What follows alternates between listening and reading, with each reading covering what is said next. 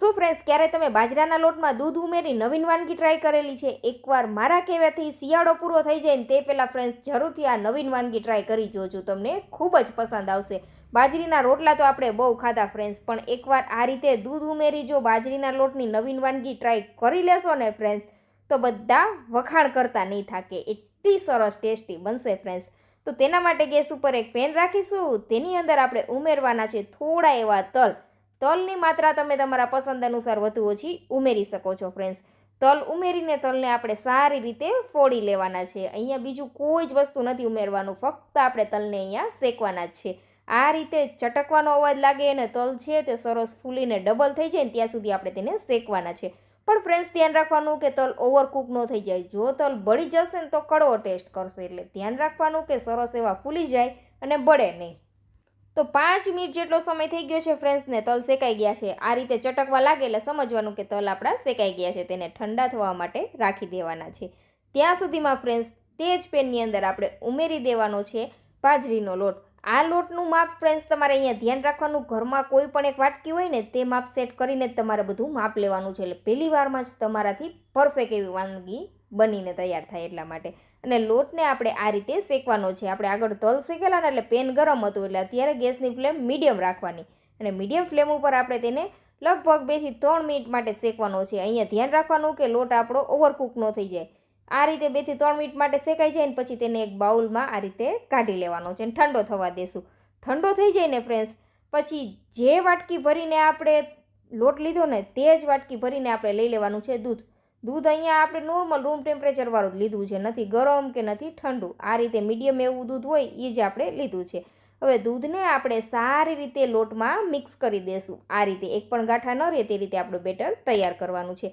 તો બેટર તૈયાર કરીએ છીએ ફ્રેન્ડ્સ. ત્યાં સુધી ચેનલ ઉપર નવા છો, હજુ સુધી ચેનલ સબસ્ક્રાઈબ નથી કરી તો ઝડપથી જાઓ ફ્રેન્ડ્સ અને ચેનલ સબસ્ક્રાઈબ કરી આ વિડીયો તમારા ફ્રેન્ડ્સ અને ફેમિલી મેમ્બરમાં શેર કરવાનું ભૂલતા જ નહીં. અને શિયાળો પૂરો થઈ જાય ને તે પહેલાં આ બાજરીના લોટની નવીન વાનગી એકવાર જરૂરથી ફ્રેન્ડ્સ ટ્રાય કરજો.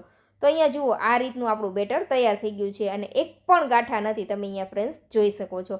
તો આને રેસ્ટ ઉપર આપણે રાખી દઈશું 5 થી 10 મિનિટ માટે. અને 5 થી 10 મિનિટ પછી આપણે ફરી તે જ કઢાઈ લઈ લઈશું અને તેની અંદર આપણે થોડું ઘી ઉમેરવાનું છે.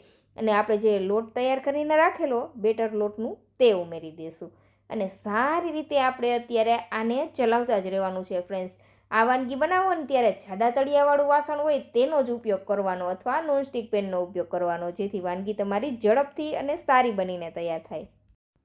તો લોટને આપણે આ રીતે ઘીમાં સારી રીતે શેકવાનો છે અને ગેસની ફ્લેમ મીડિયમ જ રાખવાની છે. લોટ બળી ન જાય તે વાતનું ધ્યાન રાખવાનું. જો લોટ બળી જશે તો કડવો ટેસ્ટ કરશે, એટલે ધ્યાન રાખવાનું ફ્રેન્ડ્સ કે સારી રીતે આપણે તેને મીડિયમ ફ્લેમ ઉપર ચલાવતા જ રહેવાનું છે. લોટ શેકાય છે ને ત્યાં સુધીમાં ફ્રેન્ડ્સ જે આપણા તલ હતા ને તેને આપણે મિક્સર જારમાં ઉમેરી દઈશું. તલ અહીંયા સારી રીતે ઠંડા થઈ ગયા છે અને સાથે ઉમેરી દઈશું થોડું એવું ટોપરાનું છીણ, 1 થી 2 ચમચી જેટલું.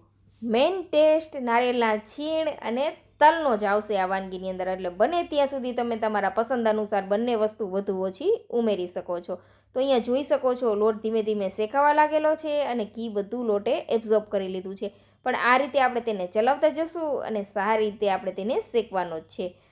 તો તલનો આપણે એકદમ ફાઇન પાવડર પણ તૈયાર કરી લીધો છે, તમે અહીંયા જોઈ શકો છો ફ્રેન્ડ્સ. લગભગ 5 મિનિટ માટે આપણે લોટને શેકેલો છે અને આ રીતે લોટમાં આપણે જે ઘી ઉમેરેલું હતું ને તે ધીમે ધીમે ઘી છે તે છૂટવા લાગશે. જેમ લોટ શેકાશે ને એમ ઘી પણ બધું આ રીતે અલગ થતું દેખાશે, તમે અહીંયા જોઈ શકો છો ફ્રેન્ડ્સ. એટલે સમજવાનું કે લોટ આપણો સારી રીતે શેકાઈ ગયો છે, એટલે બધું ઘી છે તે આ રીતે અલગ થવા લાગેલું છે.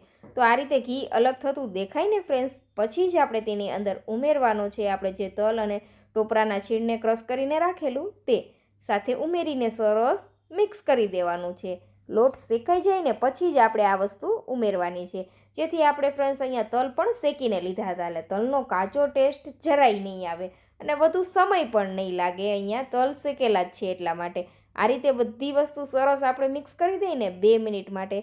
પછી ફ્રેન્ડ્સ આપણે તેની અંદર ઉમેરી દઈશું સ્વાદ અનુસાર ગોળ. ગોળ ફ્રેન્ડ્સ આપણે અહીંયા જે વાટકી ભરીને લોટ લીધો હતો ને તે જ વાટકી ભરીને આપણે ઉમેરી દઈશું પોણી વાટકી જેટલો ગોળ. ગોળને પણ આપણે ઝીણો સમારીને જ લેવાનો છે, જેથી લોટ સાથે સારી રીતે તે મિક્સ થઈ જાય. ગોળ તમે તમારા પસંદ અનુસાર વધુ ઓછો ઉમેરી શકો છો ફ્રેન્ડ્સ.